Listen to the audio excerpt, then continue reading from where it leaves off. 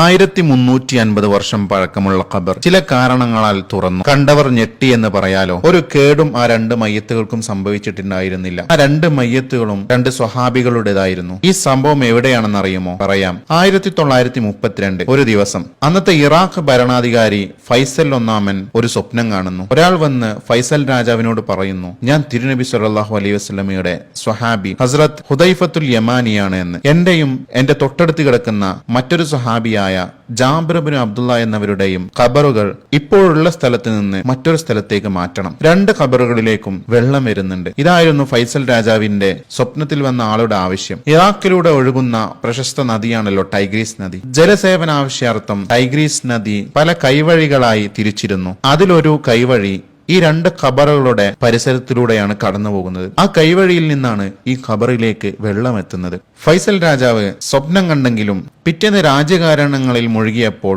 ആ സ്വപ്നത്തെക്കുറിച്ച് മറന്നുപോയി. പിറ്റേ ദിവസം അതേ സ്വപ്നം ഫൈസൽ രാജാവ് വീണ്ടും കണ്ടു. രാജാവ് പരിഭ്രാന്തനായി. അത് വെറും സ്വപ്നമായിരിക്കുമെന്ന് കരുതി രാജാവ് അതിനെ അത്ര ഗൗനിച്ചില്ല. മൂന്നാമത്തെ ദിവസം ഇറാഖിലെ അന്നത്തെ ഗ്രാൻഡ് മുഫ്തിയും ഇതേ സ്വപ്നം കാണുകയുണ്ടായി. ഹസ്രത്ത് ഹുദൈഫ റളിയല്ലാഹു അൻഹു ഗ്രാൻഡ് മുഫ്തിയുടെ മുമ്പാകെയും ഇതേ ആവശ്യം ഉന്നയിച്ചു.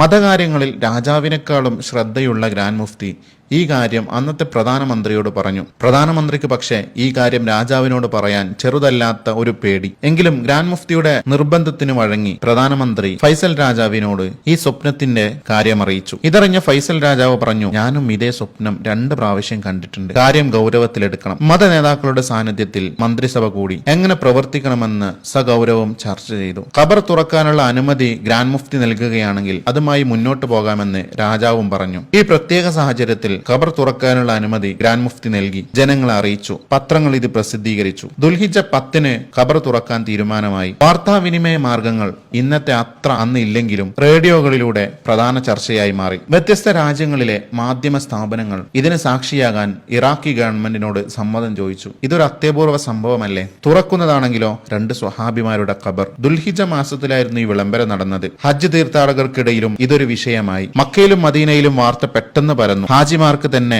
ഖബർ മാറ്റുന്ന സംഭവത്തിന് സാക്ഷിയാകാൻ താല്പര്യമുള്ളവരുണ്ടായിരുന്നു. ഹജ്ജ് കഴിഞ്ഞുള്ളൊരു ദിവസത്തേക്ക് മാറ്റിവെക്കാനുള്ള ആവശ്യം ഇറാഖി ഗവൺമെന്റിനോട് ലോകത്തിന്റെ നാനാഭാഗങ്ങളിൽ നിന്ന് അപേക്ഷ വന്നു. ആ ആവശ്യം അനുവദിക്കപ്പെട്ടു. ഖബർ തുറക്കാമെന്ന് തീരുമാനിച്ചു. എങ്ങോട്ട് മാറ്റി വെക്കണം? ചർച്ചകൾ നടന്നു. തിരുനബി സല്ലല്ലാഹു അലൈഹി വസല്ലമയുടെ സഹചാരിയും സ്വഹാബിയുമായ സൽമാൻ ഇബ്നുൽ ഫാരിസ് റളിയല്ലാഹു അൻഹു അന്ത്യവിശ്രമം കൊള്ളുന്നത് ഇറാഖിലെ മദായിൻ എന്ന് മുമ്പ് അറിയപ്പെട്ടിരുന്ന സൽമാൻ പാക്കിലാണ്. കൂടിയാലോചനകൾക്ക് ശേഷം അങ്ങോട്ട് ഖബർ മാറ്റാമെന്ന് തീരുമാനിച്ചു. അങ്ങനെ നിശ്ചയിച്ച ദിവസം വന്നെത്തി. ബാഗ്ദാദ് സജീവമായി. ലോകത്തിന്റെ വിവിധ ഭാഗങ്ങളിൽ നിന്നും ബാഗ്ദാദിലേക്ക് ആയിരക്കണക്കിന് ആളുകൾ വന്നു. 20-ാം നൂറ്റാണ്ടിലെ ആളുകൾക്ക് 6-ാം നൂറ്റാണ്ടിലെ തിരുനബി സല്ലല്ലാഹു അലൈഹി വസല്ലമയുടെ സ്വഹാബിമാരുടെ ജനാസയിൽ പങ്കെടുക്കുക എന്നത് അന്ന് ആളുകൾക്ക് അവിശ്വസനീയമായ കാര്യമാണല്ലോ. 1932 ആ തിങ്കളാഴ്ച ബാഗ്ദാദിൽ അന്ന് ഒരുമിച്ച് കൂടിയത് ഇറാഖിലെ ഭരണാധികാരി ഫൈസൽ രാജാവ്, ഗ്രാൻഡ് മുഫ്തിമാർ, പ്രധാനമന്ത്രി, ലോകത്തിന്റെ വിവിധ ഭാഗങ്ങളിൽ നിന്ന് വന്ന മാധ്യമ പ്രവർത്തകർ, ഫോട്ടോഗ്രാഫേഴ്സ്, ഹജ്ജ് കഴിഞ്ഞ് ധൃതിയിൽ വന്ന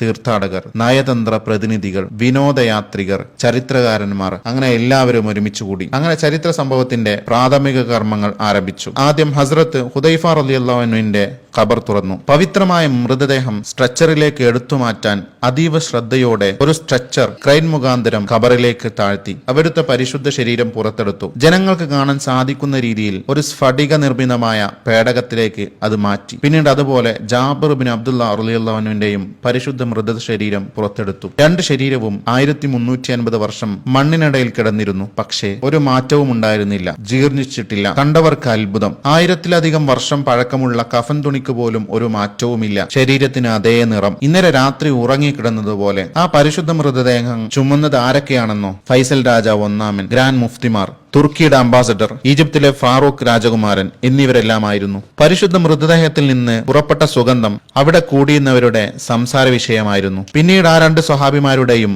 പരിശുദ്ധ മയ്യത്ത് സൽമാൻ പാക്കിൽ മറവ് ചെയ്തു. ഇവിടെയാണ് സൽമാൻ പാക്ക്. അവരുടെ ഖബർ ഇവിടെ കാണാം. ആയിരങ്ങൾ പങ്കെടുത്തു. അനവധി ആളുകൾ അവിടെ വെച്ച് ഇസ്ലാം സ്വീകരിച്ചു. ഈ സംഭവത്തെക്കുറിച്ച് മണ്ണിലലിയാത്ത മൃതദേഹങ്ങൾ എന്ന തലക്കെട്ടിൽ ചന്ദ്രിക വാരാന്ത്യ പതിപ്പിൽ പ്രസിദ്ധീകരിച്ചു വന്നിട്ടുണ്ട്. അള്ളാഹു ഇരു സഹാബിമാരുടെയും പൊരുത്തം നമുക്ക് നൽകട്ടെ. പുതിയ വീഡിയോയിൽ വീണ്ടും കാണാം ഇൻഷാ അല്ലാഹ്. അസ്സലാമു അലൈക്കും വറഹ്മത്തുള്ളാഹി. ഒരു മിനിറ്റ്. ഇത്തരം ചെറിയ വീടുകളിൽ താമസിക്കുന്ന പാവപ്പെട്ട മനുഷ്യർക്ക് ശുദ്ധജലം കൊടുക്കാൻ താല്പര്യമുണ്ടോ? നമ്മുടെ കുടുംബത്തിൽ നിന്ന് മരണപ്പെട്ടവരുടെ പേരിൽ ഒരു സമ്മാനമായി ഇത് ചെയ്തു കൊടുക്കാം. ഇന്ത്യയുടെ വിവിധ ഗ്രാമങ്ങളിൽ താമസിക്കുന്ന ജീവിതത്തിന്റെ രണ്ടറ്റം മുട്ടിക്കാൻ പ്രയാസപ്പെടുന്ന പാവപ്പെട്ട മനുഷ്യർക്ക് അത് വലിയ ആശ്വാസമാവും. ഒരു കുടിവെള്ള പദ്ധതി ഏറ്റെടുക്കാനോ കഴിയുന്ന ഷെയർ ഏറ്റെടുക്കാനോ താല്പര്യമുള്ളവർ കോൺടാക്ട് ചെയ്യുമല്ലോ.